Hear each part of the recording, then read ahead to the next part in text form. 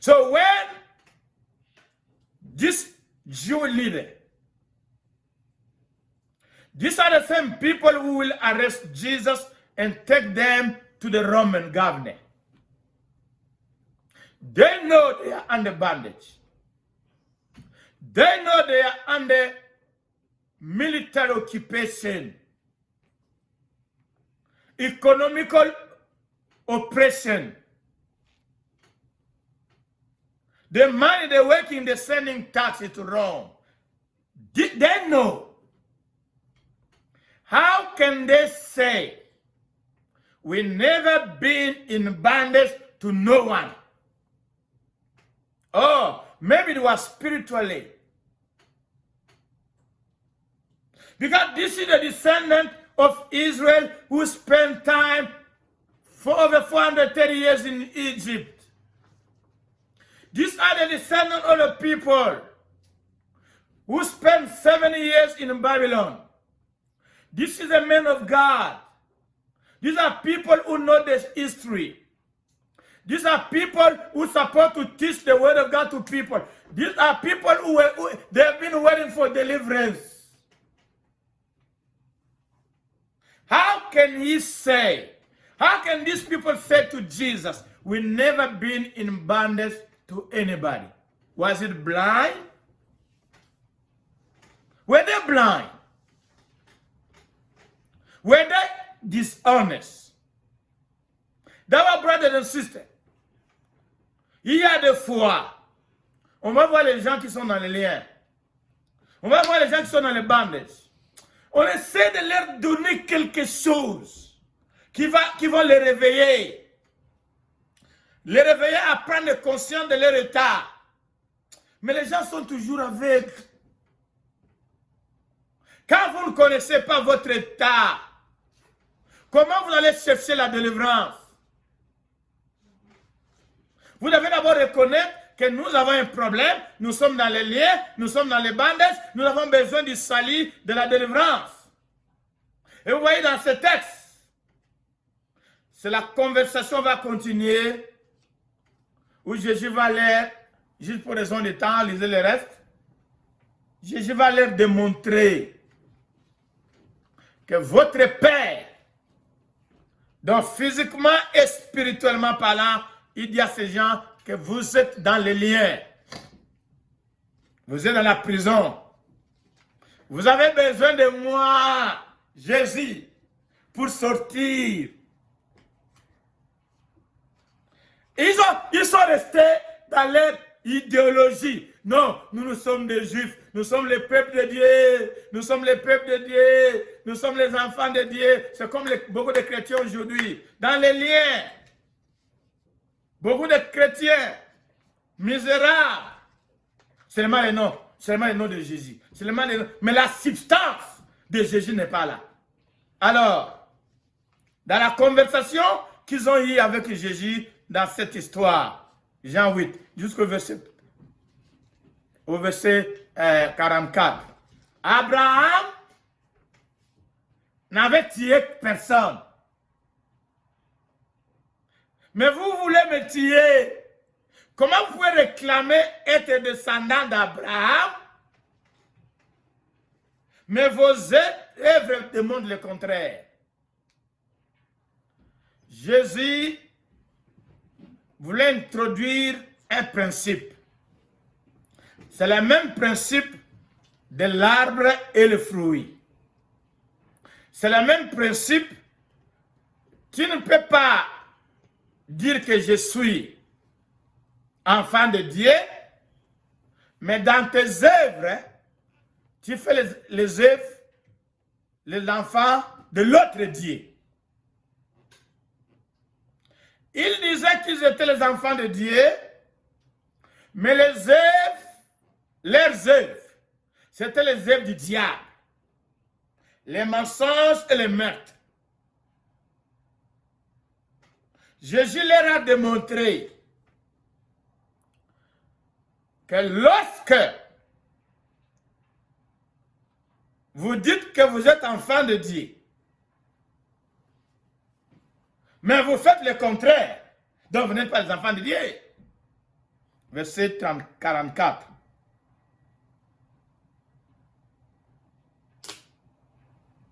Tout le monde est là, verset 44. Yes. Verse 44. Jesus, this is Jesus. I want to make sure everybody understand. Please, don't accuse Pastor Vince. I'm just reading the scripture received from those our forefather in faith. I'm in John 8:44. I did not write it. I believe in the word of God. I believe in truth. This is Jesus talking to the Pharisees and the Jews in the temple at his time. Jesus is not talking to pagan. He's talking to the people who call themselves people of God. But they're not doing the work like God.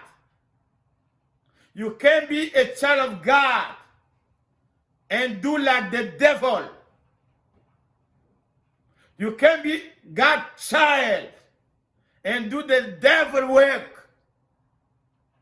Jesus told them, John 8:44, you are of your father.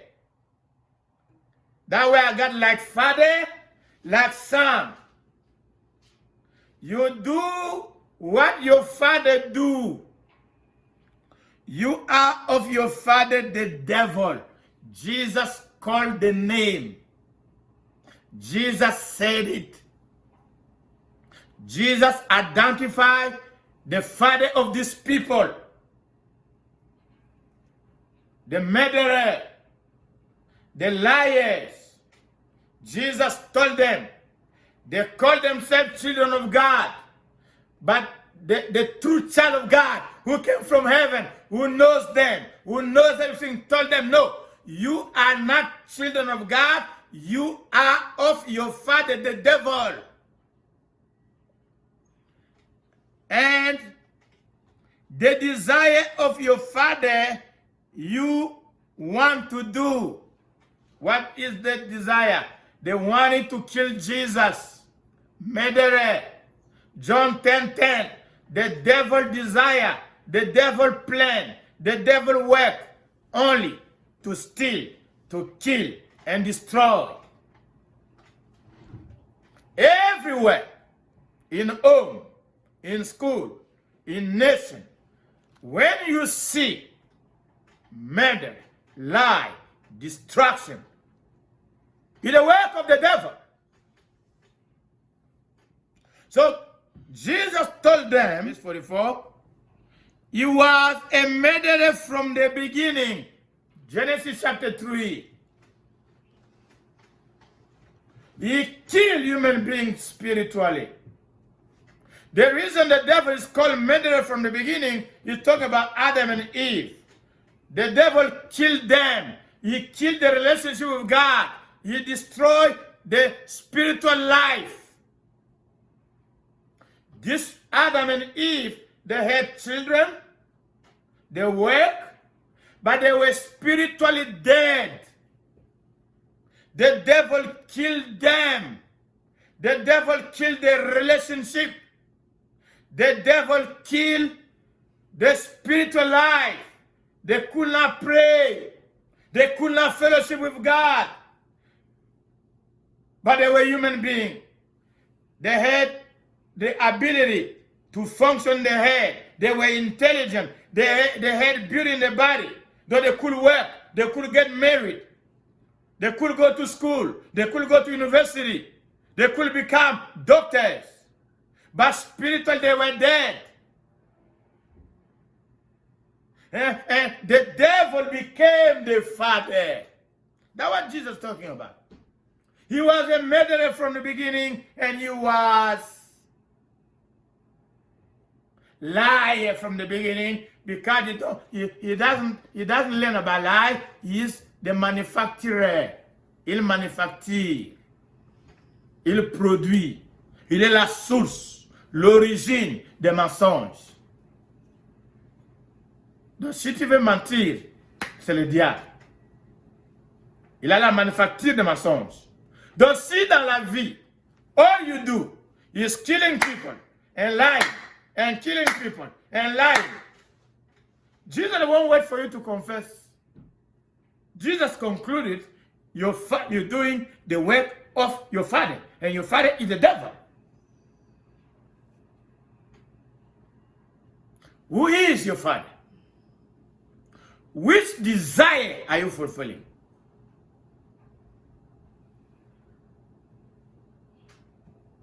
I know Father's Day, we will give fathers gift. But God is asking you a question today. Who is your true father? Maybe your father is not the one you're giving gift. Maybe your true father is the devil. That's why I'm saying you have to change. You have to change your bloodline. Get out of that bloodline. Enter a new bloodline. We'll get there. We'll get there. Few more minutes. Let's go to Acts chapter 7. Acts 7. Verset 51, 52. Interesting. Actes, on lit. Actes chapitre 7. Verset 51, 52. Intéressant. Un verset dans une histoire, une grande, longue histoire, mais un verset très capital.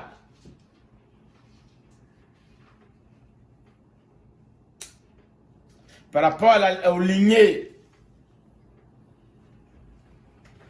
Like father, like son. In what you do, what you say, we can conclude. Don't tell us otherwise. That's what Jesus did. Verset 51. Are you there? Please, few more minutes. Give me 4 more minutes. This is Stephen. En français, on l'appelle encore comment? Étienne. Ça, c'est la prédication d'Étienne avant sa mort. Il parlait à la même audience, les mêmes peuples, attachés au symbole.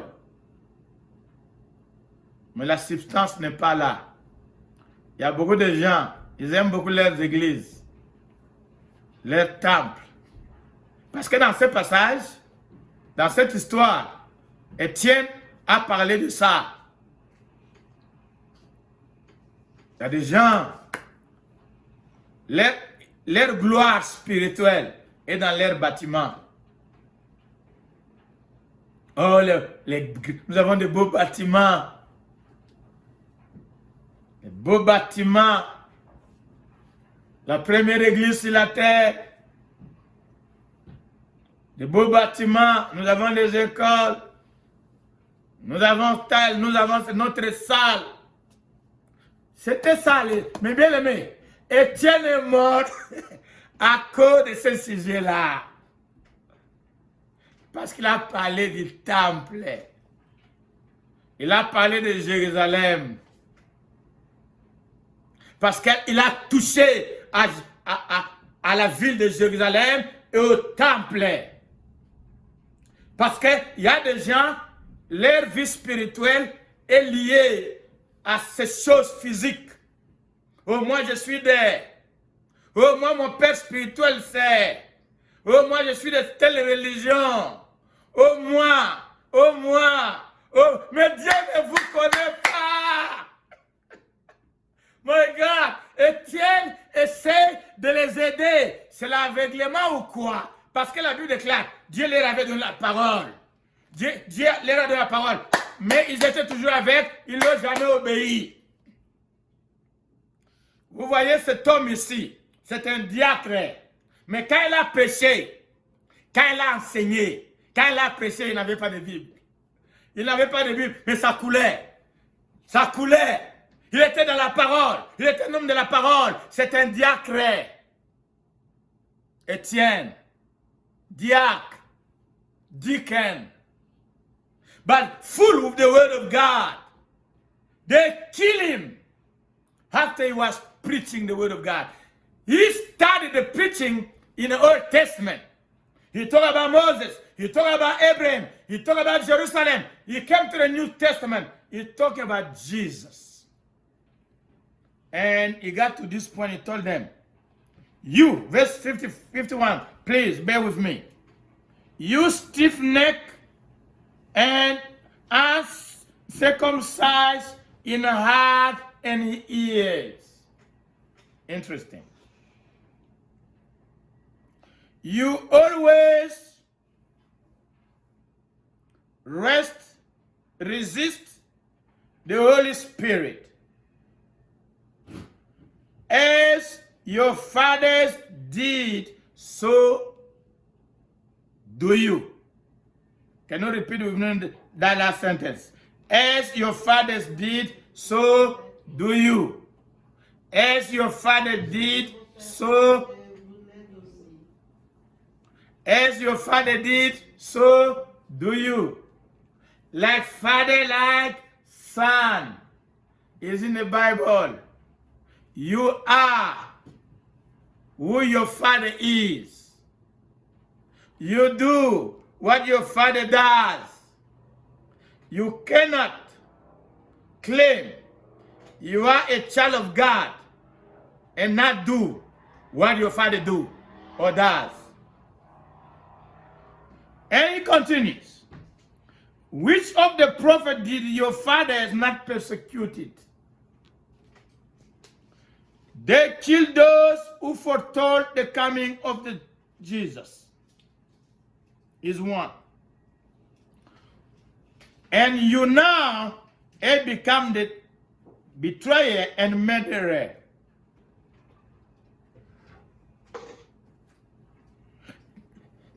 There are some characteristics here he's giving about these people. He's telling them they are stiff-necked people, uncircumcised in the heart, uncircumcised in the ears. They always resist the Holy Spirit. They are like the fathers. Which fathers? He said they are like the fathers. And then verse 52, he said, since the old time, the fathers were murderers.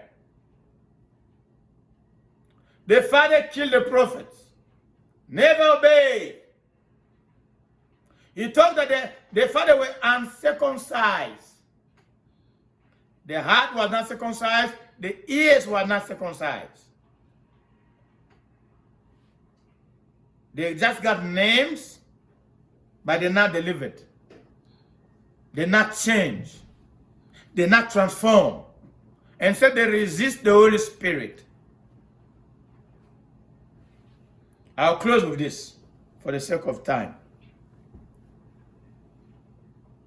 So who are you like? Who are you following as your father? Who is your father? In introduction, I didn't say this, but I'm supposed to talk about the different level of fatherhood. There are spiritual father, there are physical father. Here, they talk about both. They are descendants of Israel. They talk about the forefather. So we're going to close with this with two verses. This is what God told one of the fathers. Let's go to Jeremiah. I don't know if I gave you that verse. Chapter 22, verse 28 and 29. There are a lot of material. Meditate them. God willing, will give you some direction how to pray.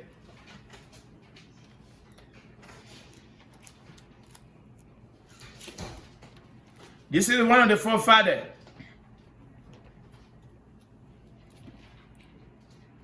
Who is your father? Right now we are in the Word. I have not done the application yet.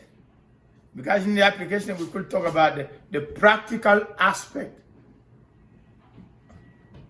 of how our parents train us. Who are you following? Who do you consider your father, your leader? Who affect your life? You will become like your father. But if your father was wrong, he was a murderer, a sorcerer, you have to make a decision to get out of that line. If you never gone out of that line, you will become and continue to be and pass to the next generation whatever you got from your father. In Acts chapter 7 verse 51 and 52, generation like 100 and 100 and 100 years passed. They're still doing what the father did. It's in the blood.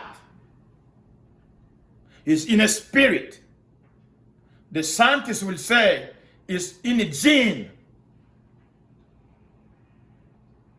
Your father was this, you are this. Maybe you don't know. Your ancestors, they had this problem. This is for Israel. Ça, c'est le peuple d'Israël. Les grands-parents, meurtriers, enfants meurtriers, enfants meurtriers, enfants meurtriers. Combien de générations? Ils ont tué déjà des prophètes dans le passé. Maintenant, on leur dit, oh, ils ont tué Jésus. Maintenant, ils vont tuer Étienne. Étienne, avant sa mort, les rappelle. Vous êtes comme votre père. Ce qu'ils ont fait, vous aussi vous le faites. C'est dans le sang. C'est dans la tradition. C'est dans la coutume. C'est dans le mode de vie. Il y a des choses qui sont dedans là-bas. Mais bien, ça sort comment? Ça sort comme j'ai déjà dit. Jésus et la parole doit aussi pénétrer là-bas. Pénétrer là-bas. Pour aller casser, pour aller détruire ces choses-là.